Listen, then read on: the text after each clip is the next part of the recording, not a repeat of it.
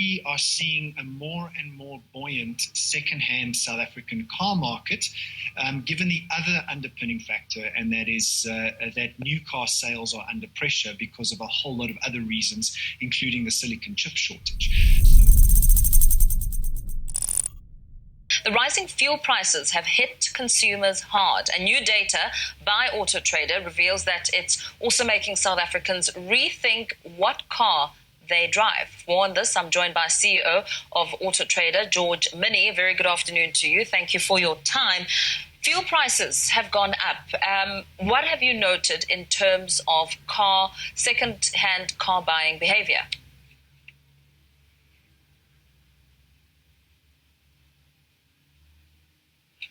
Hi, George. Can I ask you to just unmute? My humble apologies. I think that's the most used line in the world today is you're on mute. But thank you for having me, Mpho. The reality is South Africa is a car faring nation. The UK fits into South Africa roughly 9 times. So we have vast distances between places in South Africa.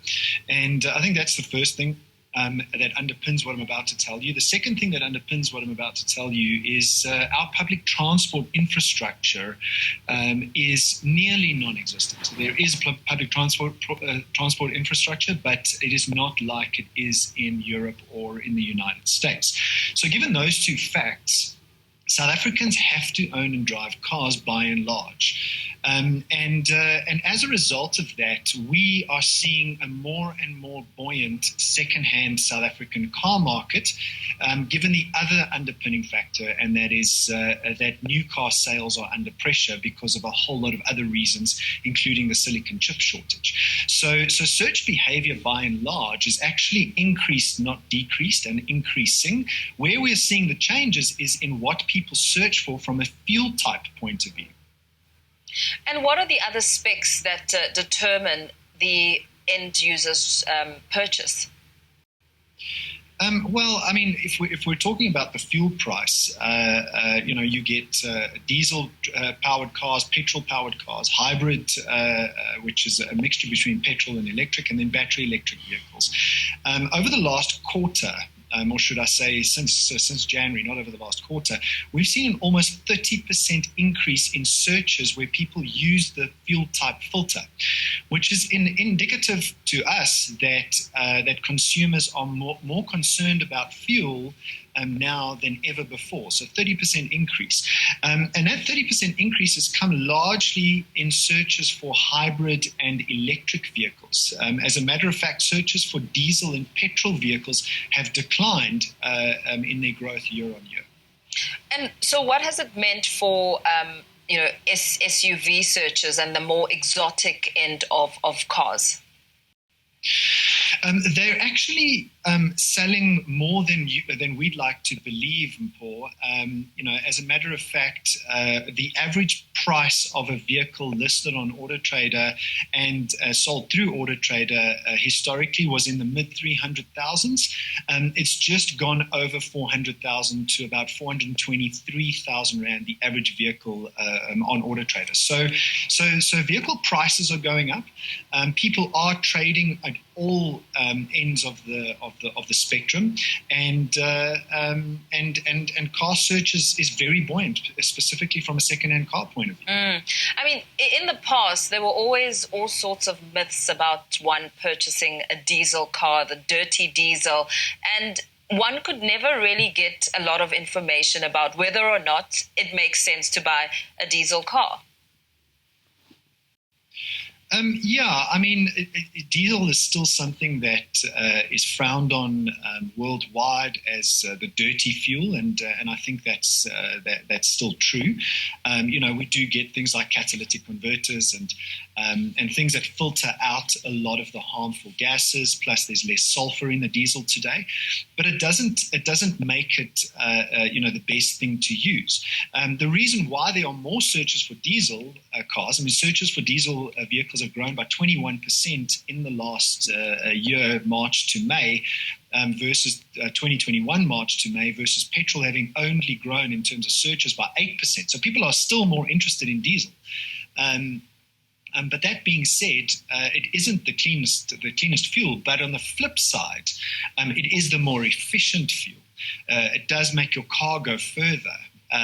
Diesel engines are, to a large degree, more hardy. Trucks have diesel engines in them. So people are more interested in diesel engines than they are petrol engines. I mean, besides the growing trend of being fuel conscious and really making sure that when you purchase a vehicle, it's one that will serve you for the long trips and not inconvenience you in terms of your purse strings. But what about some advice perhaps for people who may be a bit skeptical of stepping into a pre-owned car because, I mean, you don't want to inherit someone else's mechanical problems and faults? What should the consumer be looking out for? So I think the pre-owned car being a lemon is largely a myth.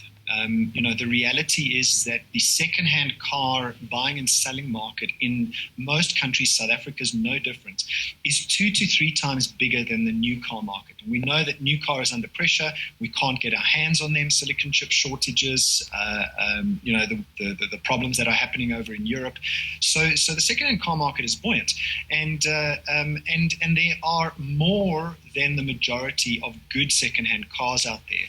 And the way to avoid the lemons, which are not the majority, is to really, besides having a look at the car itself, so when you get to the car, make sure it's mechanically sound, have a look around, take somebody that you trust with you, is to look at the seller. And I can't stress this more. Have a look at the seller's reputation, because the seller's reputation will tell you whether you are going to potentially buy a lemon or not.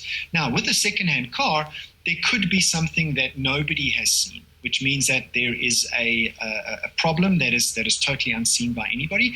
But if you buy it from somebody that is reputable, a car dealer that is reputable, there is a high degree of probability, if you've done your research on that car dealer, that you will get the problem resolved. So price isn't necessarily the most important thing, because with a second-hand car, you want to get reliability. You want to be able to take that car back, get it repaired, get it replaced, and buying it from a reputable dealer is the way to do that. And very lastly, George, before we let you go, how would you advise one to ensure that they can indeed use and prolong the fuel that they have in terms of tips on how to drive? Because everyone has a different driving style. Definitely. I mean, the first thing I would say is if you're replacing your car, look at a hybrid. You're not going to get any more fuel efficient than that unless you go full battery electric. I've been driving full battery electric since the middle of last year, and I don't think I'll ever go back. But if battery electric or hybrid isn't your thing, then driving style becomes important. And that is to try and monitor your stopping distances. So racing up to a traffic light or racing up to the back of another vehicle and then braking is very fuel efficient. Probably the most fuel efficient thing to do is to gain the momentum, use the energy of the car, and then use the brakes to stop. Rather anticipate the traffic light, anticipate the cars ahead of you, and pull your foot off the accelerator. Now, what does that mean? It means use the brake pedal as little as possible. You've got to use the brake pedal. You don't want to have an accident, but use the brake pedal as little as possible. And that is probably the biggest fuel-saving driving style that you can implement. And perhaps this is the last question. What are the price differences with the hybrid electric versus a non-hybrid electric? So therein lies the problem, and it's a good question, Paul. And that is full battery electric and hybrids are still very expensive. We've done a lot of research, which anybody can go download for free on reports.autotrader.co.za that shows what the price point is that consumers are willing to pay in order for hybrids or even battery electrics to get to scale. And that is, the price point has to come down below 500,000 Rand. Now, a lot of the BMW i3s have now fallen below 500,000 Rand. Some of the Mienie SE full electrics have fallen below 500,000 Rand as second-hand cars, but all of the new battery electric new cars in the market today are above 500,000 Rand.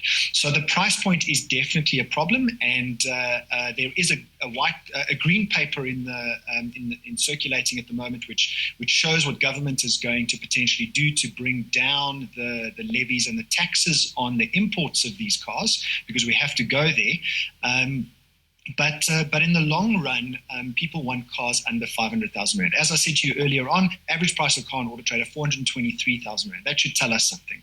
So price is definitely a problem with these vehicles, even although they're more fuel efficient. The long-term cost of ownership, however, is lower than a petrol or a diesel car. Yeah.